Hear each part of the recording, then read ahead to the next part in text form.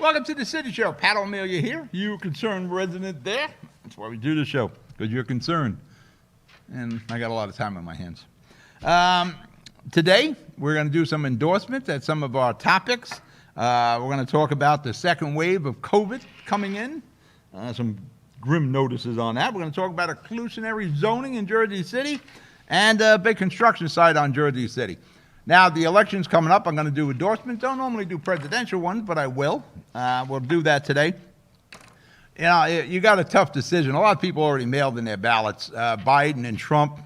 You know, the Hunter Biden hard drive, that's pretty damning. You know, I don't know if it's damning enough. I don't know if Dad made money on this, but you can see how Hunter made a living on his father being a VP. Could there be some ways of blackmailing the president if he's elected? All that's still got to be sorted out. And I'm going to tell you, the casualties from this election, it's not going to be Biden or Trump. It's going to be the media, because the media is really playing fast and loose with facts and stories.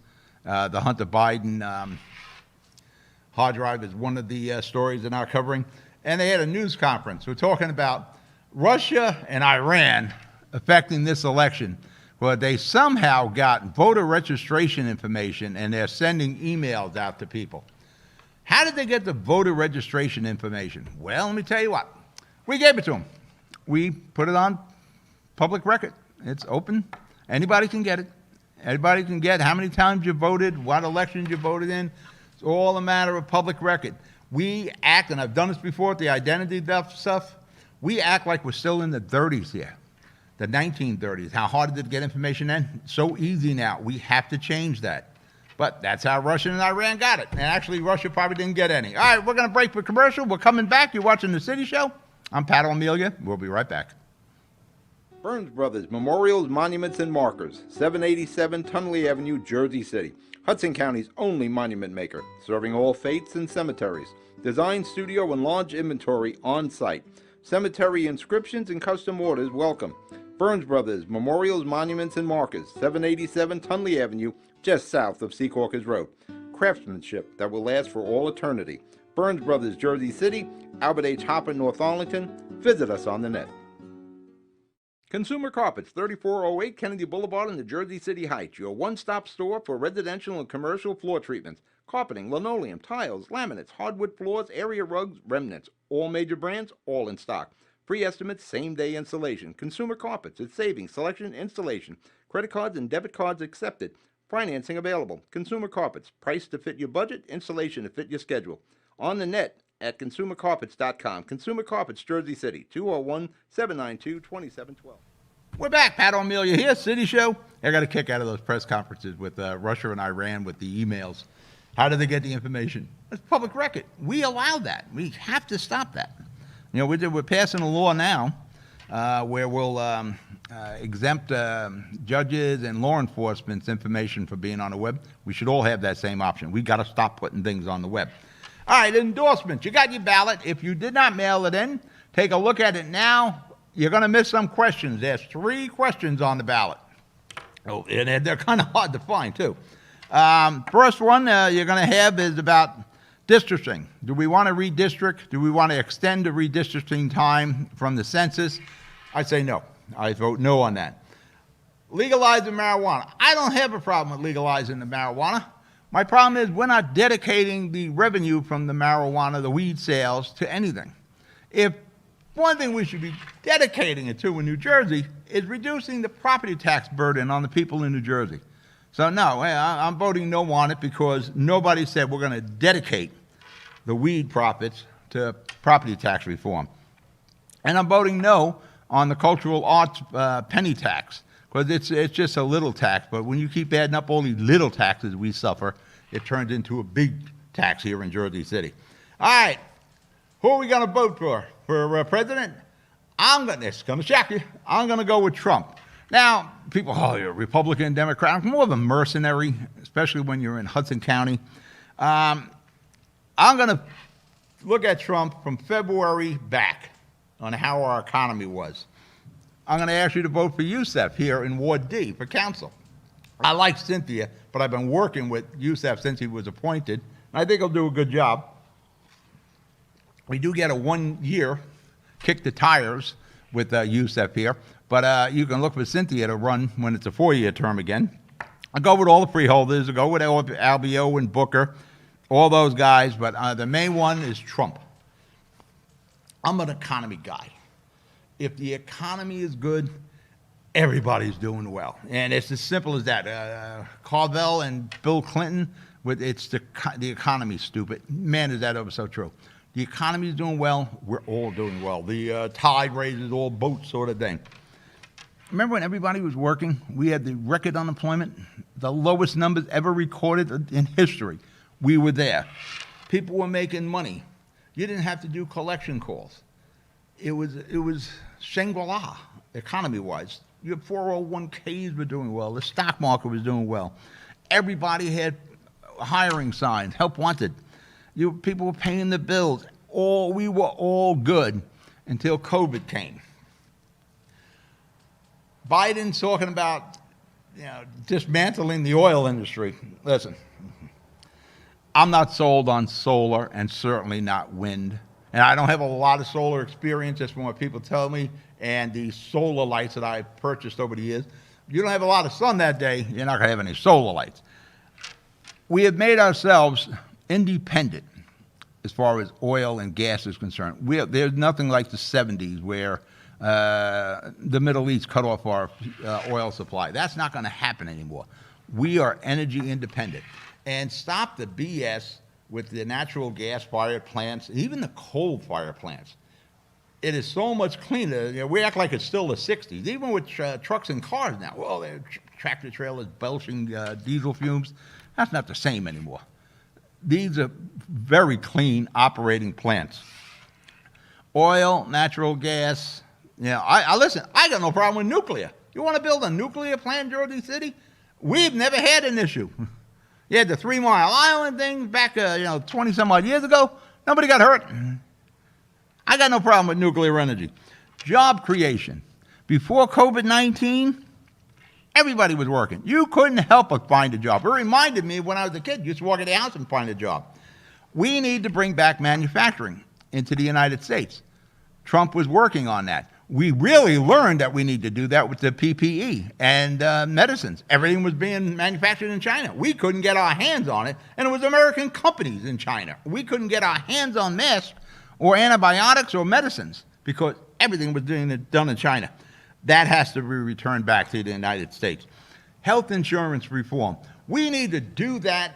We need to reform the medical industry. You have hospitals that are going broke. Doctors that are selling their practices because they can't make ends meet anymore.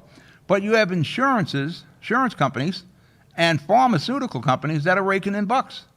There's a problem when you look at the entire healthcare industry and 2 aspects are making money and the rest of the healthcare industry is sucking wind here. That has to change. My own personal insurance. I paid like $9,600 for my health insurance, just covering me. I had no claims outside of prescriptions. Should the insurance company keep all $9,600? Should I get some of that back? I think we should. All right, we're going to break for commercial. We'll be right back. Stevens Jersey City Ford, located right off of NJ 440 North. Across the Hudson Mall is your one stop for all your automotive needs. Check out Ford's latest models like the 2020 Ford Fusion with its stylish looks and hybrid options, or the unparalleled high-performance 2020 Ford Mustang. The 2020 Ford F-150 Raptor is ready for those rugged off-road terrains with trail control. Need a mid-sized truck for your towing and hauling? The 2020 Ford Ranger will deliver. The 2020 Ford Escape is a luxury SUV that was made for comfort and adventure on the go. Returning is Ford's legendary Bronco, which takes you back to the true meaning of off-roading. They are now available for pre-order in our showroom or on our website. Let us help you find your next vehicle. Stevens Jersey City Ford, 201-432-7272. We're back, City Show. Pat O'Melia here. Getting back to insurances, health insurance. Like I said, I pay $9,600 a year. As a single guy, that's what I have, single guy insurance. I'm married, but it's just me and my policy. When I ran tractor trailer shops and bought, sold, and repaired trailers, we insured our employees. We had, the 20-some-odd people we had. You wanted single guys because it would cost, the health insurance was like $80 a month as opposed to a married guy with kids and all. I have that single guy insurance now, and I'm paying $9,600 a year. No claims, no operations, none of that, get some prescription. Should the insurance company keep all $9,600 when they had no claims? Shouldn't we get some of that money back? That's what we need to look at, on how is it possible. All the insurances, medical in particular, need to be looked at. Like I said, there's a medical industry with the doctors and hospitals and clinics, pharmaceuticals, and the health insurance companies. Only 2 sectors of them are really making money. So basically what I'm saying with Trump, I agree what he's doing with, I don't agree with everything he does, but I do have an experience with him, was I used to be a season ticket holder for the New Jersey Generals, and he was our owner. And really, he's really the same guy. He just wants to win. I will stay the ship here. All right, second wave of COVID-19. Is it coming or is it here? We had a doctor in here last week. We were shooting a demo show for Hudson Health. And he's in here doom and glooming it with the second wave. And I had just read a story on the New York Post about the second wave coming. He's certain it is coming and may already be here. Now what's happening, first of all, get your flu shot. I just got mine Friday. You can't help but get a flu shot anymore. Everybody does flu shots. You go to Rite Aid, Walgreens, CVS, whatever, get a flu shot. ShopRite was talking about flu shots. It's like the cashier is going to shoot you up. You get a tank of gas at the Quick Check or BP, shoot you up right there. You can't help but get a flu shot. Don't take a chance. It's not the COVID-19, but still, get your flu shot. Is the second wave here? Well, a couple of cities in New Jersey are jumping. Hoboken, their numbers are ticking up. They are instituting a curfew starting Thursday, midnight, on bars and restaurants. Got to close. Plus, they're going to put a $1,000 fine in place for large home gatherings, house parties. Got a lot of people over for Thanksgiving. It's going to cost $1,000. In Newark, Russ Baraka has even gone further. All non-essential businesses will close at 8 p.m. Restaurants may continue food, but only outdoors until 11 p.m. Takeout will be allowed after 8 p.m. No patrons will be allowed inside. See, I think we're kind of overreaching on this. Again, we're hurting small business. Barbershops and salons may remain open in Newark, but by appointment only. No one will be allowed to wait inside. Gyms must open for a half hour, then close for a half hour, sanitize, then reopen. They have to check the temperatures at the door. And during the course of the day, they got to keep checking temperatures. People can stay inside or they can return after a cleaning. After the gyms do the sanitizing, everyone must wear a mask. All indoor establishments must have sanitizer available.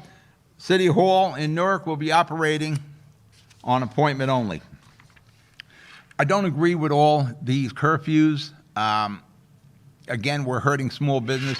If there is COVID, it's not like COVID comes out at 9 o'clock, you're closing at 8 o'clock. Be careful, wear your mask, do the social distance. You can control this. That's why it amazes me when people blame the federal government. The federal government did everything they can. They got us the masks, they got us ventilators, they got us pop-up hospitals and all that.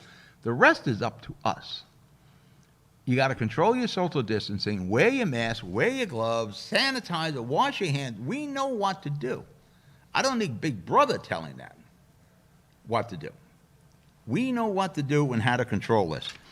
To play it safe, there is an app available, COVID Alert New Jersey.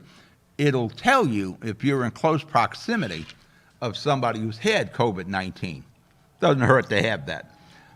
Contact traces are having a hard problem, the state ones, because people are not cooperating with the traces. Something like almost 60% of the people who have come down with COVID-19 aren't, or at a gathering where someone had COVID-19, are not cooperating.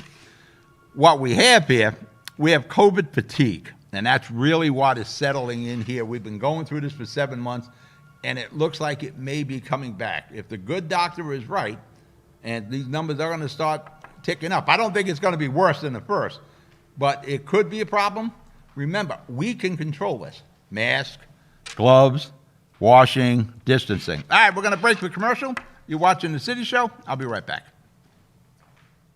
Good Friend Self Storage in North Bergen, New Jersey is a fully climate-controlled facility equipped with state-of-the-art security, packing supplies, a Refer a Friend program, and multiple loading docks convenient for commercial use. Located just off of Route 3 at 4301 Tunnelly Avenue, Route 1 and 9. Call 201-867-2444 or visit us on the web today. Good Friend Self Storage. Let us be your good friend. The Jersey City Medical Center. You know it for its award-winning, life-saving ambulance service. It's also your health hub, with health and wellness locations staffed with certified professionals all through Hudson County. The Jersey City Medical Center, here to help you with your healthy, here when you need us the most. The Jersey City Medical Center. Visit us on the net to learn more. Jersey City Medical Center, Robert Wood Johnson, Barnabas Health Facility. Let's be healthy together. We're back, City Show here. I know doom and gloom with the COVID-19 and the second wave. Well, like I just said, we can control this. You can control your social distancing, gloves, the mask. We know what we need to do. All we need to do is do it. And I admit, it's tough because I'm running in the shop, right? I'm running in the store. I'm going to get the lottery tickets. I constantly forget the mask. I have to go back to the car, get the mask. For that matter, I got to take some more masks with me from the studio here. Those paper ones with the loops that go around your ears, the loops keep breaking. But we know what to do. We know how to protect ourselves. Just do it. Inclusionary zoning. That's my new word I learned last week. Inclusionary zoning. The ordinance was passed in Jersey City, and it will mandate affordable housing on various projects where if a developer wants zoning, he wants some variances, he wants density, he's going to have to put some affordable housing on the table. But there are outs on this. Not so much that they get out of the affordable housing aspect altogether. They can buy their way out of the affordable housing requirements by making donations to the Affordable Trust. They can build affordable housing at a different location in Jersey City. There's a bunch of ways they can get around it if they don't want the affordable housing in their high-rise, whether it's on the waterfront or wherever it is in Jersey City. Again, as I said last week, I'm not sure private sector should be building our affordable housing. And I think that's something for the state, county, and the city to do. Or you can put the feds in there also, as we used to do. And I don't know what happened where low income or moderate income people can't live in high rises. Rich people can. High level money, they can live in high rises. Low or middle income, no, they can't. They can only live in townhouses. We can control a lot of the affordable if we put a lot of units on the same footprint. But for some reason, we only do that with high income. Low income, they can't live in a high rise.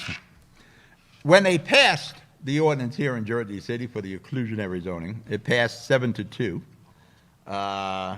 Solomon and Rolando voted against it, which didn't surprise me when we had Rolando in here last week on John Hennis's show. We produce here Hudson County Live, and John's on right after me on Thursdays at 2 o'clock, and we were kidding around. Before I knew what the vote was, it said 7-2. In a comment from Rolando, he said, we recognize that the illegal and deeply flawed, you may consider it flawed, but it's not illegal, exclusionary zoning ordinance is not the answer to Jersey City's rapid gentrification. Rolando says Fulop's council passed the ordinance 7-2. It was not long ago in the magical world of Jersey City where Rolando was part of that Fulop council. Then he kind of spun away. Things started to crash and burn for Rolando when Fulop towed his city car away. When Fulop said you can't have city cars unless you have a real reason to have one, Rolando kept his until he had to till Fulop had it towed away. After that, relationship went south. Again, I'm not sure private sector should be in there, but if private sector is coming to the city for tax breaks, variances, additional density, whatever the case is, if you're coming to the table asking the city for something, then the city should turn around and say, well, we'll give you this, you give us bartering. It's negotiating. Now, Jersey City, for the longest time, we were abatement capital of the nation here. That has slowed down tremendously. I'm not sure if Fulop has done a residential abatement in the last 3 or 4 years. Some business ones, but that created jobs. But I don't believe he's done any residential. I don't have a problem with that. If they're looking for help from the city in tax breaks, then the city should get something out of it. Is affordable housing the answer? No, all right. It's whatever the mayor of Jersey City thinks they can get and what's best for the people of Jersey City, I'm in agreement with it. I would like to see somehow we reduce the property tax burden in Jersey City. If we can get these people to do that, that would be helpful. But like I said, in the old days, we built the affordable housing. We call them projects now, but Kerry Woods back in the 60s when I was built, that's a damn nice place. I lived in there until my mother passed on. Duncan Projects, Marion Gardens, these were all nice places. We allowed them to fall in the states of disrepair. In the case of Curry Woods, it's gone with the exception of one building. But, we lived on 71 Merritt Street, 7C. It was a beautiful apartment. We can have high-rise affordable housing. I don't know why we got away from that. We can put a lot of units on wood footprint, and we've proven that in Jersey City. We have high-rises all over the place. And one other thing. Affordable housing, we need to pay a lot of attention to illegal apartments. It's a big problem in Jersey City, especially at Heights, and the new construction. We need inspectors there to watch them because we're actually putting 2-family homes together where we're building in a 3rd or a 4th apartment that are illegal. All right, we're going to break. You're watching The City Show. We'll be right back. Newport, the luxury waterfront community on the Hudson River, offers the quality of life you deserve in 10 high-rise rental towers with amenities such as the on-site Newport Path subway, light rail and ferry service, Newport Town Square, 3 playgrounds, dog run, upscale restaurants, retail giants like Sears, JCPenney, Macy's, and Target. Morton Williams Supermarket is just outside your front door. A health and fitness club, spa, skating rink, and medical facilities are also on site. NewportNJ.com.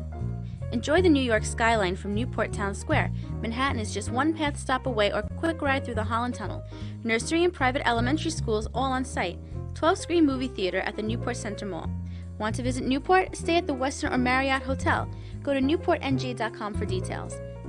Newport has luxurious towers, great restaurants, shopping, New York skyline views, schools, playgrounds, a marina and yacht club, gym, spa, fine wine, fine living. It's incredible. It's you. NewportNJ.com. Newport. Live like you want. Pan & Pinto Properties, Jersey City. Shaping the workplace with state-of-the-art office spaces that address your company desires. Building residences that define your home environment. Adjacent to all modes of transportation with on-site parking available. The right address, the right lease. Call 201-521-9000 or visit online at panandpintoproperties.com. Pan & Pinto Properties, building Jersey City for everyone. We're back. You're watching The City Show. As I left the last segment talking about illegal apartment, still a big problem in Jersey City. It's been a big problem in Jersey City for the longest time, been a big problem in the Heights forever. And these cookie cutters, they're being designed with illegal apartments in there, and we're not doing anything about it. That we need to control. A hotel on the Square site, across the street from the landmark Lowe's Theater on Journal Square. Back in the Healy administration, it was starting to fall down, the hotel on the Square site, so Healy had it demoed. It was sold to the Horowitz. They purchased the land, but I don't think the Horowitz ever put a brick in the ground. They flipped it to a union as an investment, and the union, the market started going bad. They sold it to the Kushners. Jared Kushner, the son-in-law of the President of the United States. And they're going to develop it. They're doing the 3-tower project over on Summit of Pavonia. I don't have a problem with developing the site. I do have a problem when we're making it residential apartments. Journal Square should be an economic engine for the city, and I don't know if that's going to happen with the Kushners' view. Building these towers, relying on the path for people to go back and forth to New York City. The path is crowded, and there isn't a lot of expansion you can do with the path. You know, remember, old Jersey City people tell you the path was called the Tubes. And the reason why? Because the trains go through tubes under the Hudson. When I last left off with the Kushners, back in 2002, I dedicated the 9/11 Memorial Fountain on Journal Square to the 37 victims of the terrorist attack from Jersey City. 36 were in the towers. One was on Flight 93, the flight that fought back. Then Mayor Glenn D. Cunningham and I dedicated that fountain, and we engraved it. Glenn made it work again. He got the water to work. And years later, we inducted the Circle of Honor, where legends of Jersey City and the who's who of Jersey City are in there, from movers and shakers, business leaders, elected officials, to neighborhood block association people. You know, the Vinnie McNamara's, the June Spinellos of the world, the unsung heroes, the real battlers for Jersey City. But right along there would be Mayor Haig, Glenn D. himself, Earl Morgan. We have 5 Jersey City police officers in the circle who died in the line of duty, war veterans, teachers, you name it, firefighters. There's a whole slew of people that are in the circle. And this circle was damaged, and we damaged it, the city of Jersey City, by driving up with trucks, putting a farmer's market up there. So the beginning of this year, Johnny Burns from Burns Brothers Monuments and Memorials figured out how we were going to repair the fountain, rehabilitate it, clean it up, and actually replace the Circle of Honor. Take all the stones out, put a more durable stone in there, and re-engrave all the stones. More information on the stones, too, because the first group just had names there. And we were setting up the GoFundMe. We spoke to some of the inductees who were in the Circle of Honor about donating money to do this. And then COVID-19 came. And that put the kibosh on everything for a while. We're thinking about doing it now. I spoke to Mayor Fulop after the Kushners in the city settled their differences. They were throwing lawsuits at each other. They have settled their differences, and construction should begin somewhere in 2021. I reminded the mayor about the Circle of Honor and the 9/11 Memorial Fountain being there, and we're going to address that in January. There is no way in hell I'm going to allow that 9/11 fountain to be bulldozed. Now, when I last left off with the Kushners, I told them in no uncertain words, where I used the F word, what they should go do to themselves if they think they're going to bulldoze that fountain. We are not going to allow that desecration to occur to our 37 residents of Jersey City, our 37 heroes. The 9/11 fountain was the first memorial. The 9/11 Memorial Fountain was the first memorial to the victims of the 9/11 attacks in Jersey City. It was there before the wall, it was there before downtown. It was there first. No city, state, county has ever demoed a 9/11 memorial. In most cases, even if they had a temporary one there as a place saver, they left the temporary and put the permanent one there. The fountain was paid for with taxpayers' money. It sits on city land. It ain't going nowhere. All right, I'm out of show. You be good, you be safe. I'll talk to you next week. Good night.